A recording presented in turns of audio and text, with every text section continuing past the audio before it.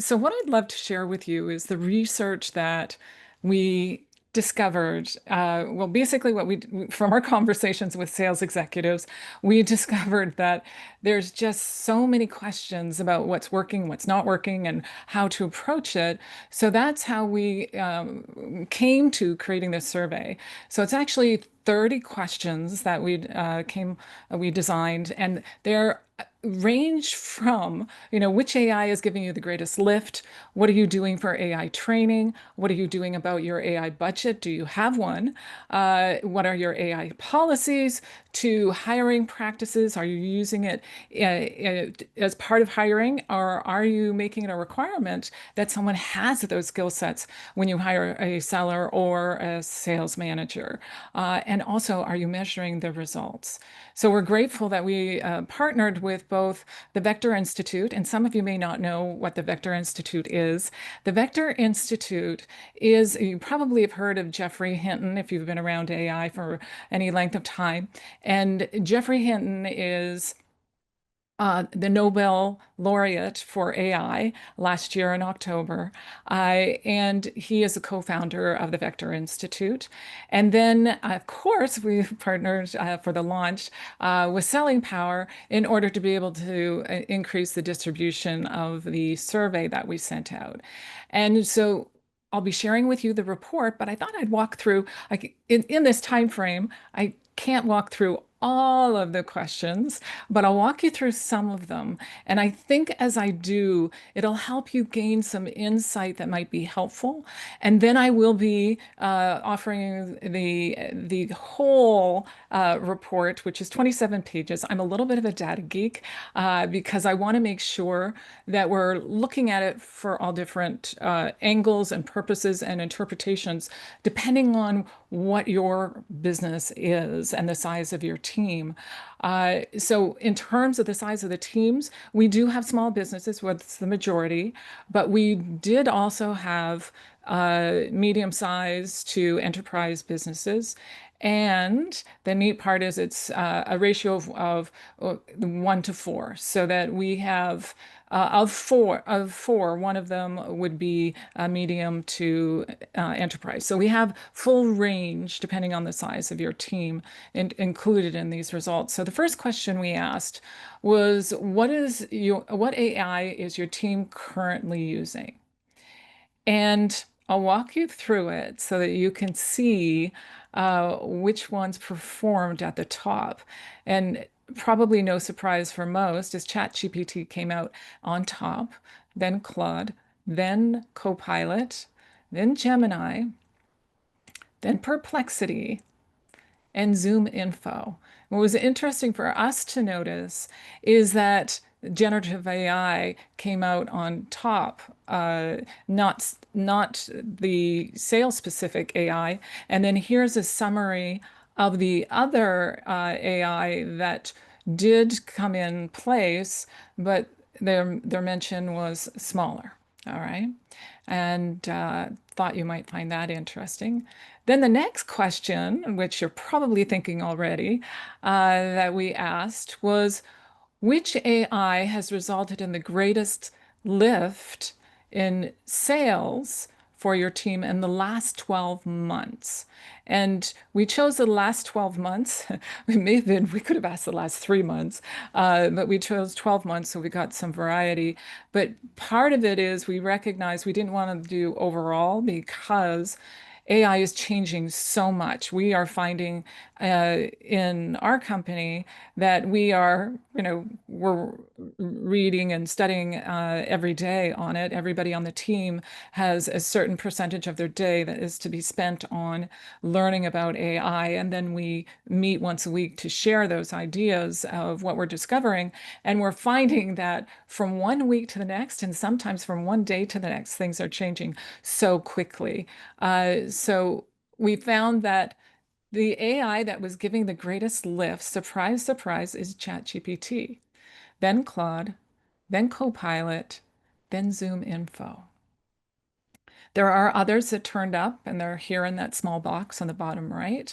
And interesting to note. Now, when you see the training information, which I'm going to show you in a moment, you're going to notice how this connects because again, we have generative AI turning up at the top of the and more general types that versus the more sales specific types.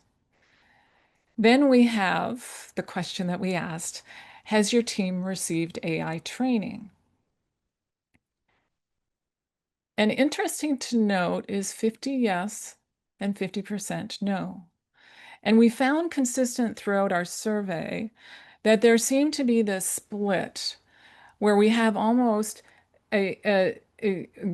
two speeds, as we're calling it, a two-speed sales team, is that some are getting training, some are not. And a lot of the training we found was not specific inside the organization. It was external sources, and a lot of it was not within by training institutions, but instead was individual learning with influencers, YouTube, that kind of thing. And so there wasn't a consistency around the training, interestingly enough. Then we asked, what type of AI training has your team received? Now, this is where you'll see the relationship to what they chose is what they are using and what gave the greatest lift. So generative AI for writing, prompt engineering, prospecting, and you'll see the numbers go down pretty dramatically. Call summary, follow-up communication, account research, data analysis, and time management. So here we are. No surprise that we were seeing the generative AI for writing turn up in the top because that's where they've gotten most of their training from. We found that an interesting bit. And then what type of AI training would you like your team to get in the next 12 months? I mean, part of why we asked this question was so that we could see, okay, this is where we've been. Where are we going to with the training? What is it that you want your team to get? Because this tells us also a little bit about the voids that they're perceiving in what they've gotten so far. 70% in prospecting, and then account research, follow-up communication, prompt engineering, data analysis, generative AI for writing, and notice this one's gone down significantly. Time management, that one's gone up significantly. And then call summary. All right. Now, next question. Is your AI philosophy about supporting your salespeople or replacing them? Because one of the things that we sometimes hear in organizations when we're doing our training is that the team is concerned that they're going to be replaced in the future. And the results are that 75% of the sales executives said it's about supporting their sales team, is what the AI is about. And just to clarify, the majority of the people who took the survey were C-level and sales VP. I think 9 out of 10 fit into that category. So isn't this interesting that 75% was about supporting them? And then we asked a few other questions to get to see where their mind is at. So to support in short term, but plan to replace them long term is at 12.5%.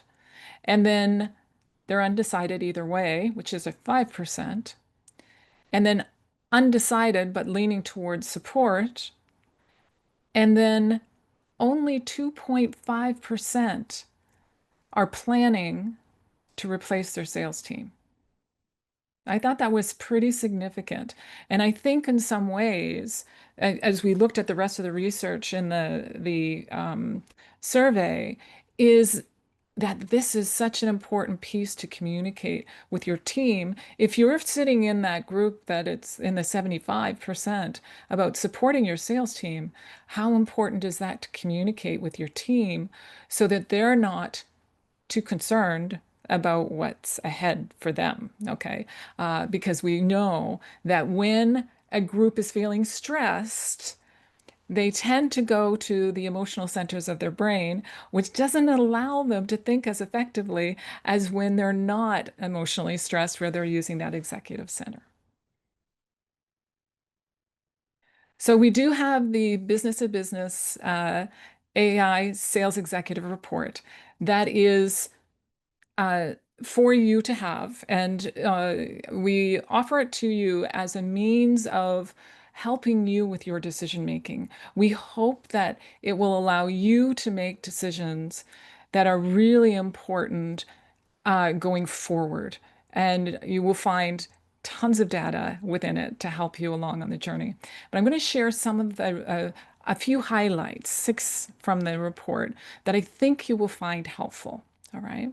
So, one is to start measuring the impact and the results from AI.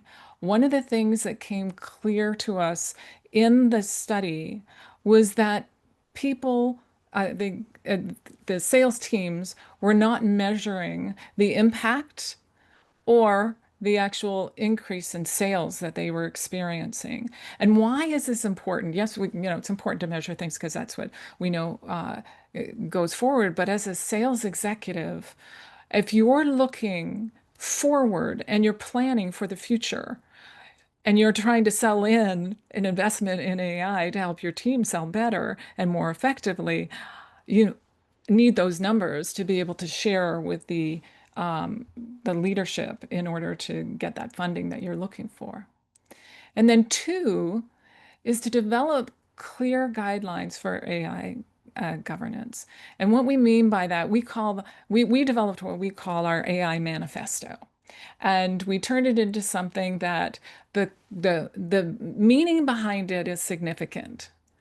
But we wrote it in a way that it wasn't full of garbly-gook, legal garbly-gook, etc. That it becomes the guiding document for the team as to what they're to do or not do, or if they're not sure who to talk to, uh, just to give them guidelines about where there can be problems. Because we know there can be potential, and we've heard it in the news, of different corporations that have had problems where someone did not have certain guidelines with regards to what to do and not to do, all right, with their AI.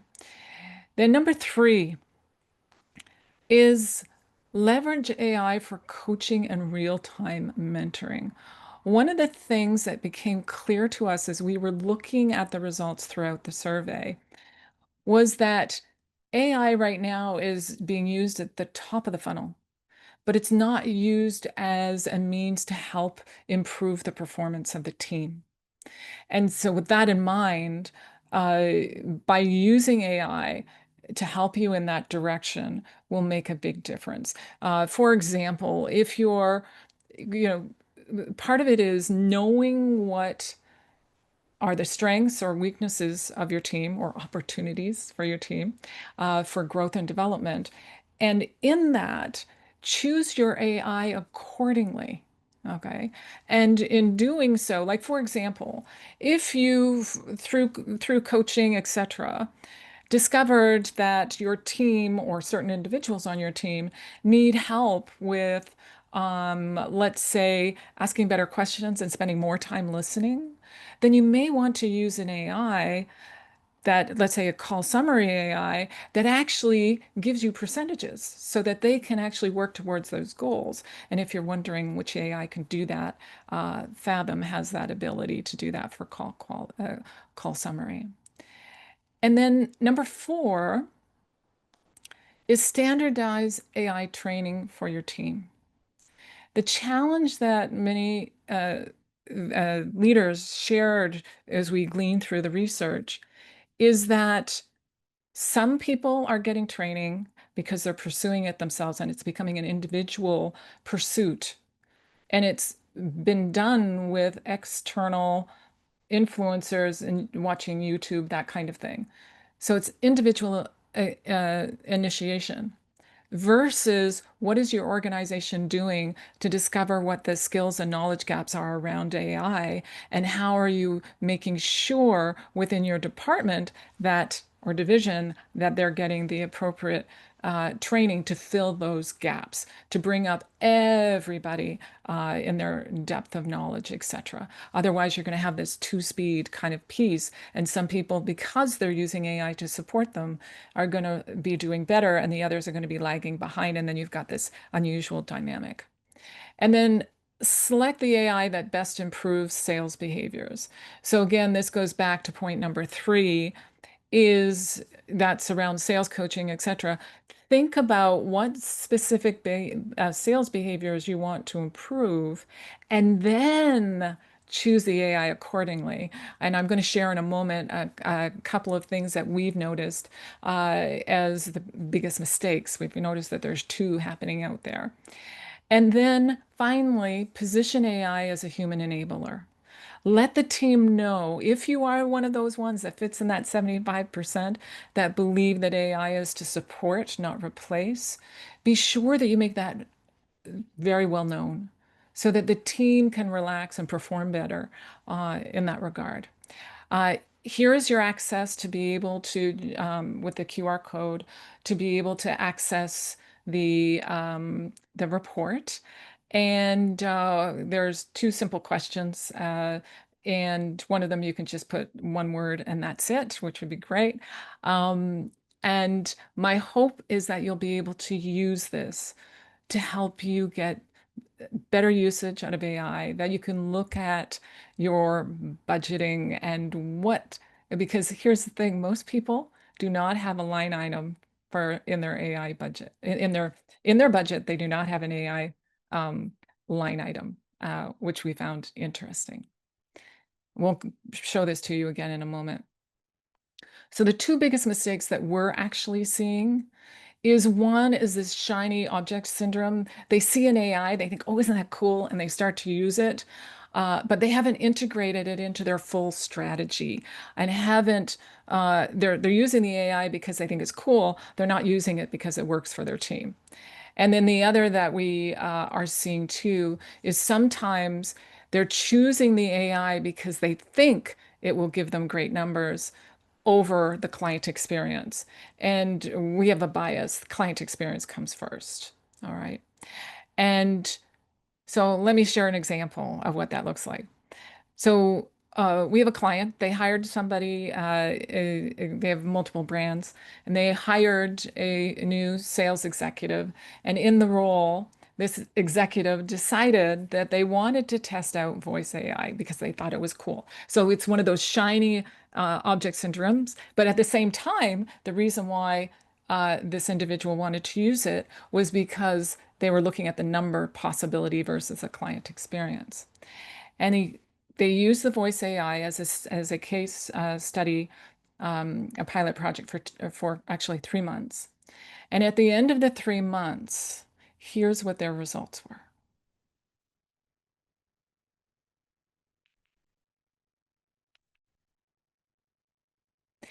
And so the concern that the leadership had was that what did it do to their reputation in the industry? That was the concern. All right.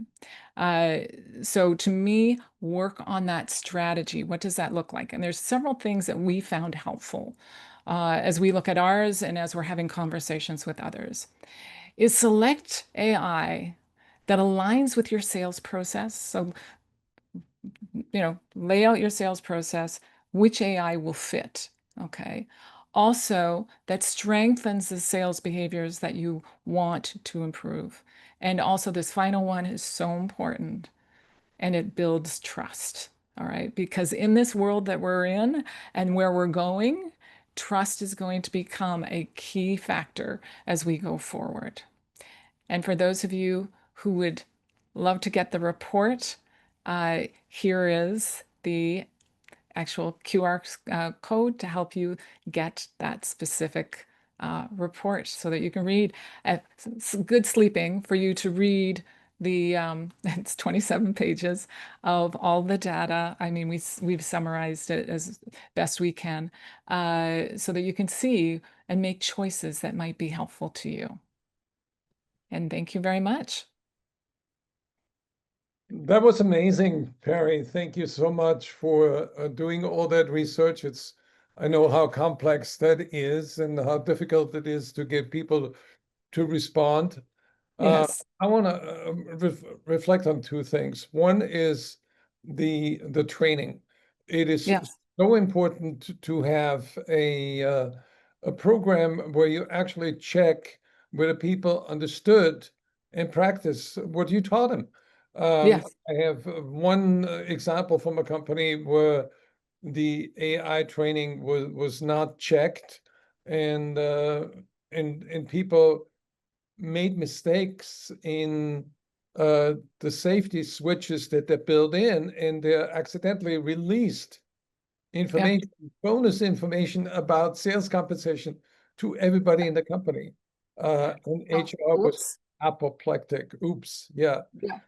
Big Uh, O. the, the other one is to sort of create um, a goal for the company and say, we grow at three levels. The first level is, you delegate AI to an agent or to an assistant. Hmm. The second one is you augment your capacity by having an AI tool that helps revenue operation. But then there's a third level, which is mastery, which Yeah. is integration. And my prediction is that last year was the year of ChatGPT.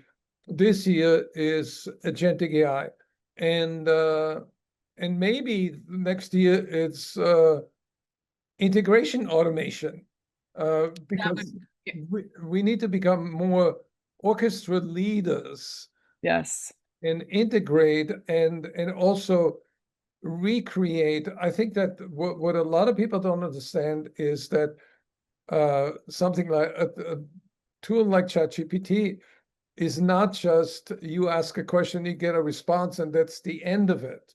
That's just the beginning. Uh, Hmm. People need to understand that if you take information from ChatGPT and use the same prompt in Claude and use the same prompt in Perplexity, you get three different Oh, answers. yeah. Yes. Very And different. so you need to uh, sculpt, and you're like a sculptor, shaping the ideas and shaping the information before you release it. So it really needs art and science to leverage AI to your advantage. Totally, totally agree. Yeah.